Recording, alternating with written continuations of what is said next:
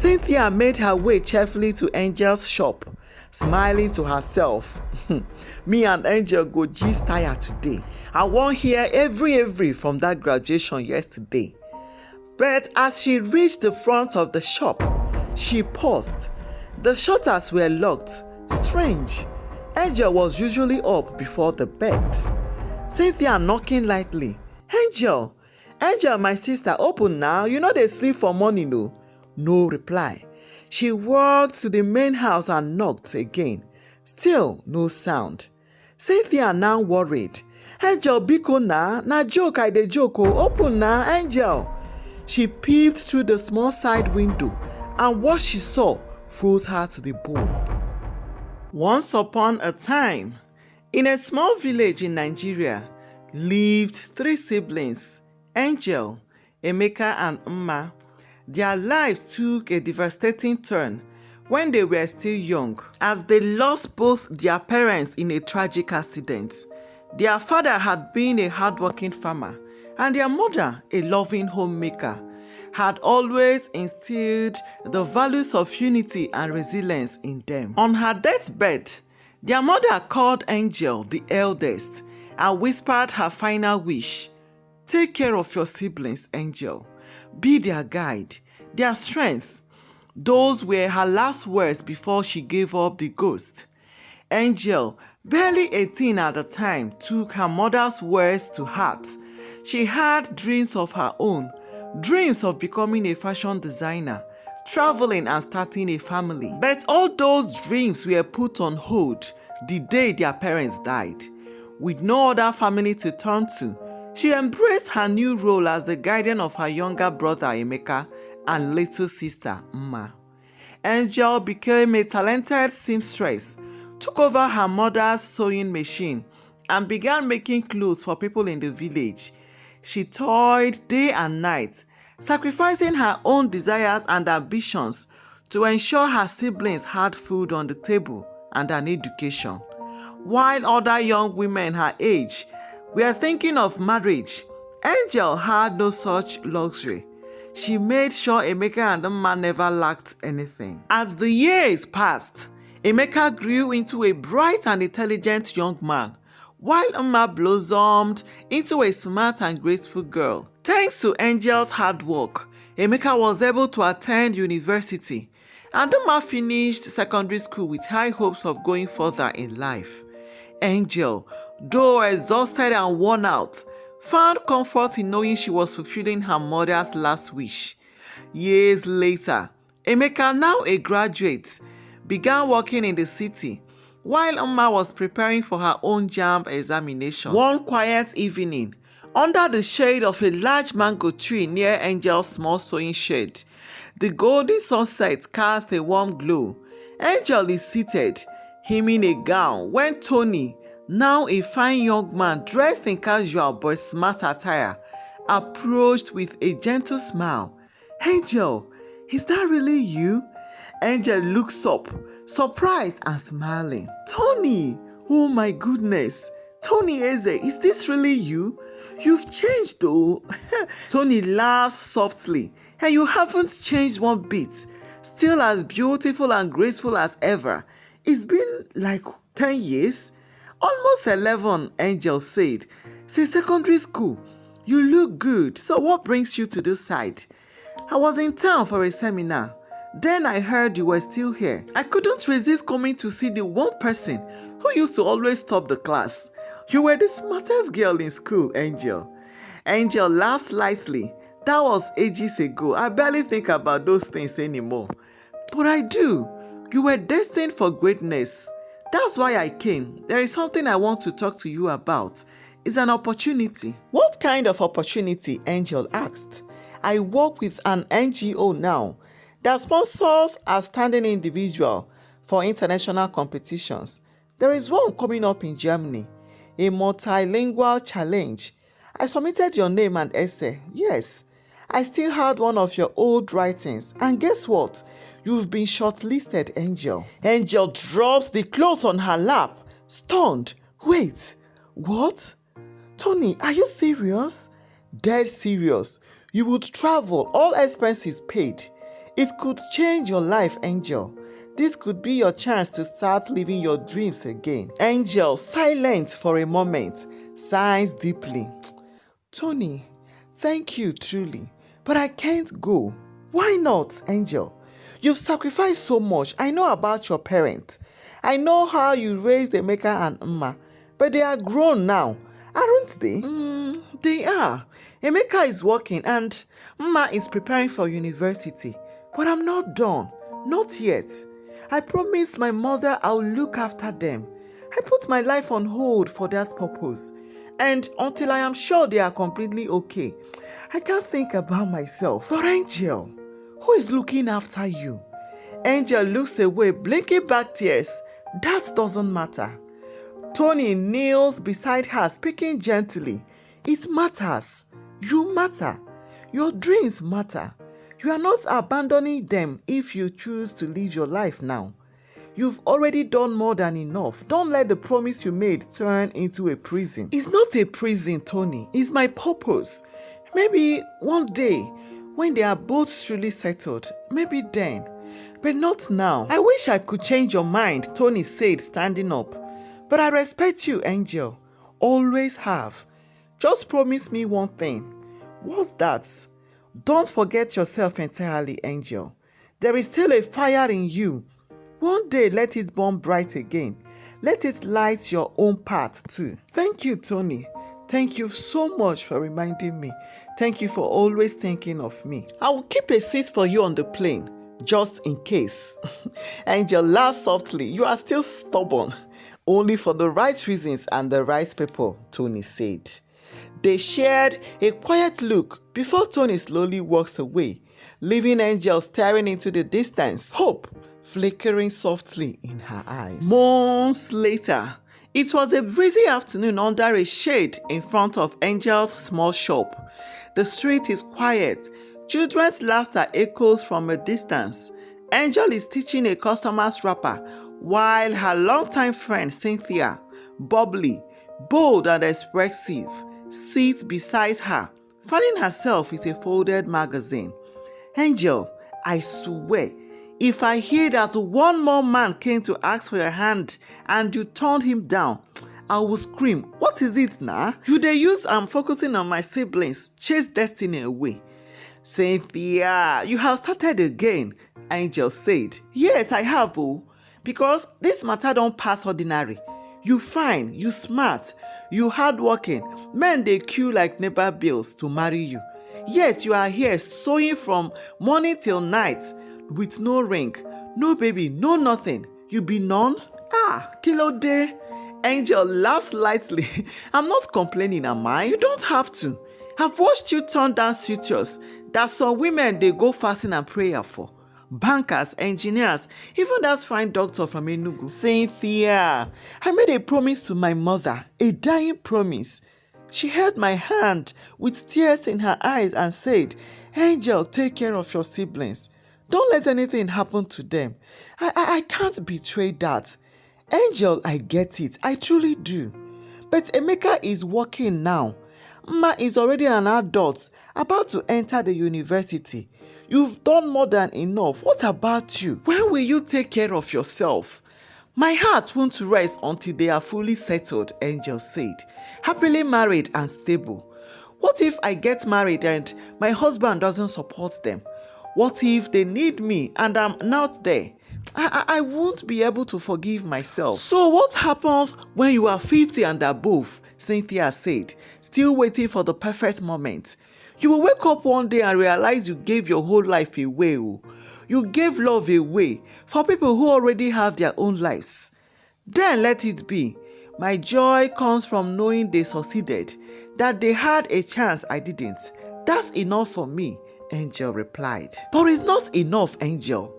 You deserve more.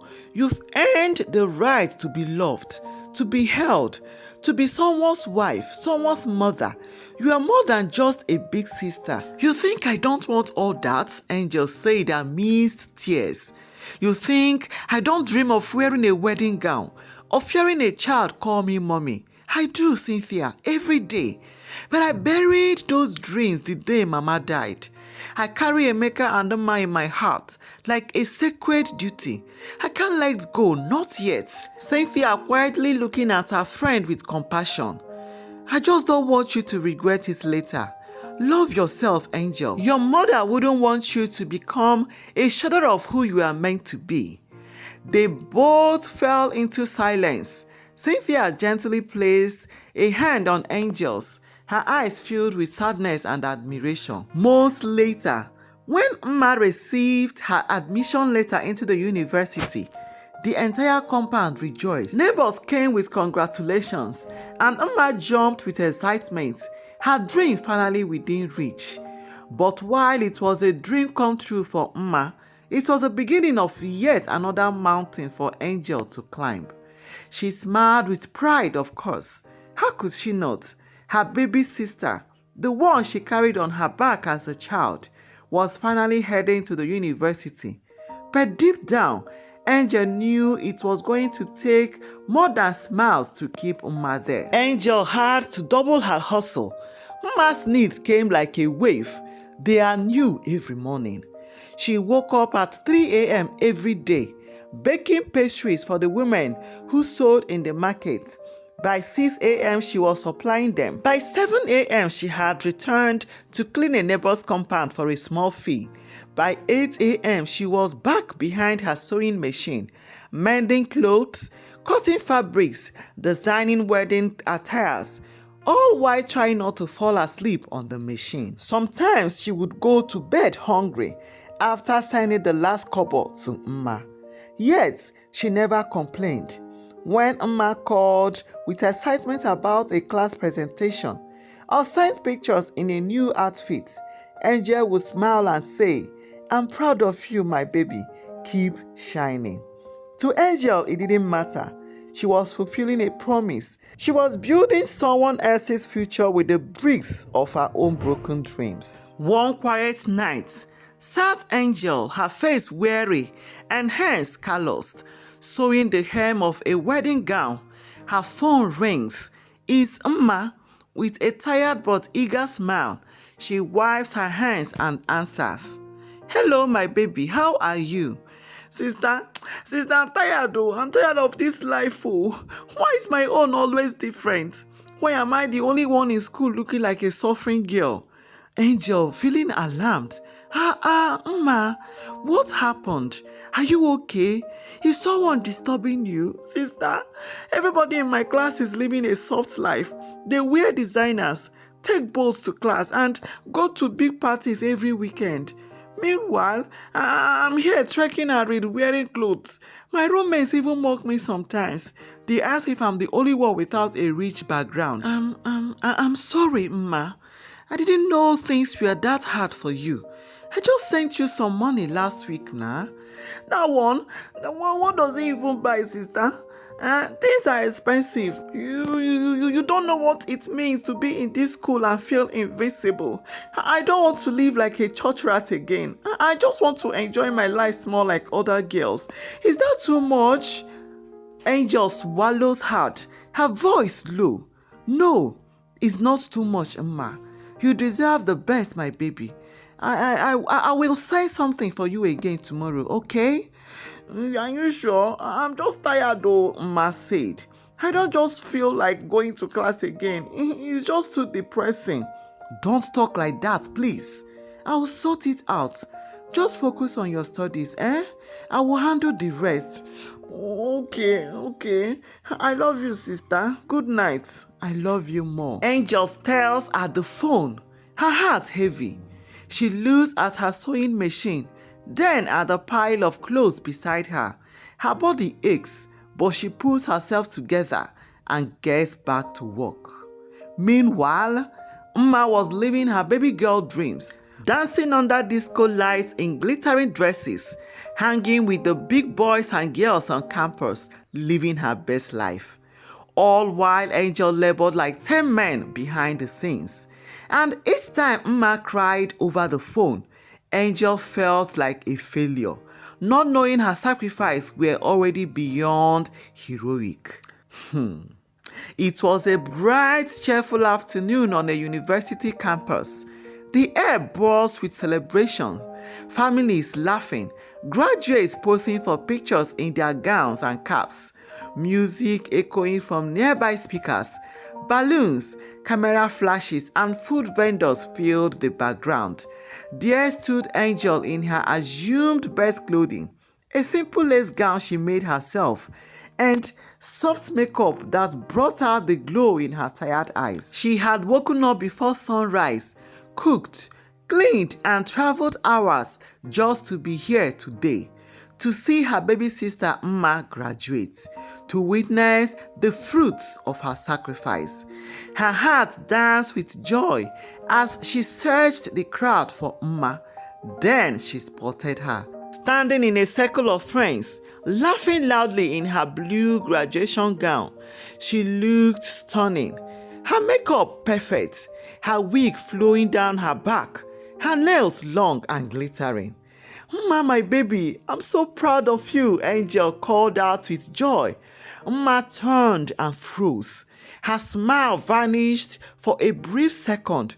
She gave a weak smile and walked slowly towards Angel. "Sister, what are you doing here?" Angel, confused but smiling. "What do you mean? It's your graduation. I came to celebrate you, to see you shine. I even cooked jollof rice and brought zobo for your friends." Mma awkwardly looking around. "Sister, you didn't tell me you were coming. I wanted it to be a surprise," Angel said. Just then, one of Mma's friends walked up. She eyed Angel from head to toe, smirking. "Is this your..." Mma laughed nervously. No. She's just someone from my village. She came to drop something for me." Angel's heart cracked instantly. "Mma, what did you just say?" Mma pulling her aside. "Sister, please don't make a scene. My friends are here, important people. Just go home, okay? I'll see you later." "You introduce me as someone from your village? After everything I've done for you?" "Sister, please, you won't understand. Let's talk later, okay?" Angel stood there, stunned as Mma turned and walked away, laughing again with her friends. In that moment, Angel felt her world collapse. All the sleepless nights, all the hunger, the broken dreams, the suitors she turned down, the tears she cried alone in the dark, they all came crashing down like a wave. The child she gave her life for had just denied her like a stranger. People walked past, still celebrating, but Angel stood still, like time itself had paused. Her pot of jollof rice still warm in the back, her zobo untouched, her joy shattered. Her eyes, once filled with pride, were now cloudy with betrayal and silent tears. She stood there like a bride abandoned at the altar, not by a groom, but by the very soul she raised like a daughter. Mma danced in the distance, her heels clicking on the pavement, surrounded by friends who cheered her on. She popped drinks, posed for selfies, wrapped her gown tighter as she flaunted her new wig and expensive perfume, while Angel stood unnoticed, forgotten. Maybe she will come back. Maybe she would realize what she did. Maybe she will call me, hug me and say it was a mistake, Angel said amidst tears. So she waited. She sat on a nearby bench, watched as the sun dipped lower and the crowd thinned out. She waited as the DJ packed his equipment, as families began to head home with their children. But Mma never came. She didn't call. She didn't come to check on the sister who gave her everything, not even to say thank you, not even to say sorry. Just silence. And in that silence, Angel heard the loudest truth of all.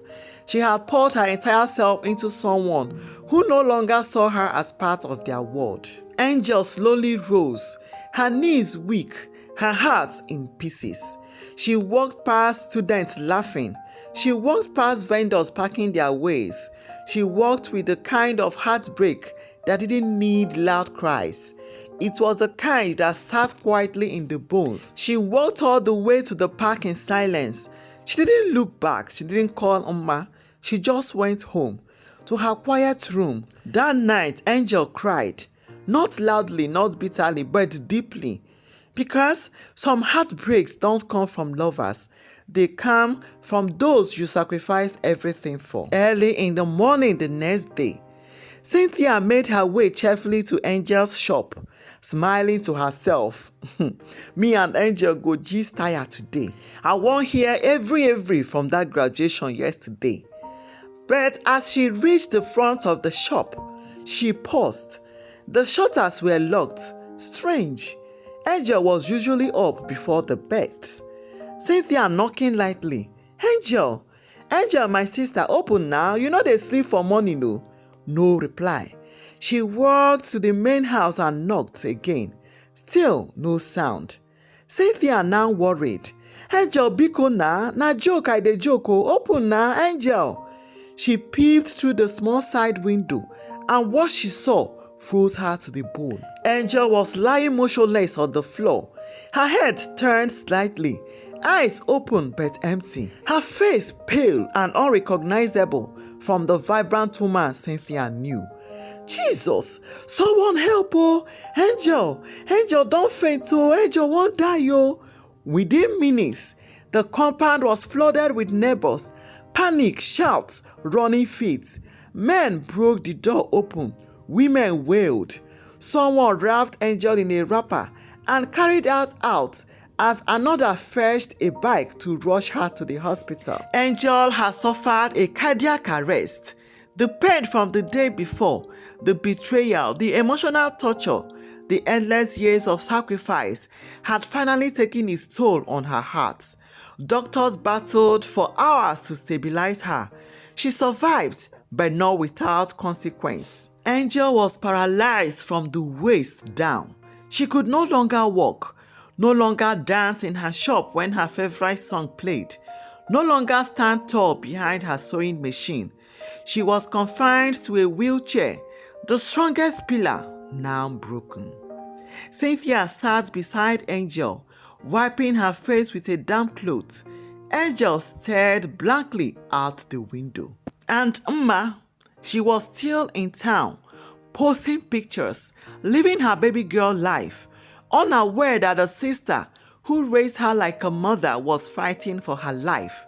But time has a way of revealing all things, and karma, it never forgets an address. This story is about to take an unimaginable twist. Will Mma ever realize the depth of her betrayal? What will become of Angel, the sister who gave up everything only to be repaid with heartbreak? Emeka nko? If you want to know the end to this amazing story, type continue in the comment section and I will see you in the final saga. Thank you so much for watching. If you have not subscribed to our channel, please do. Like and turn on the notification bell so you won't miss out on any of our amazing stories. Bye.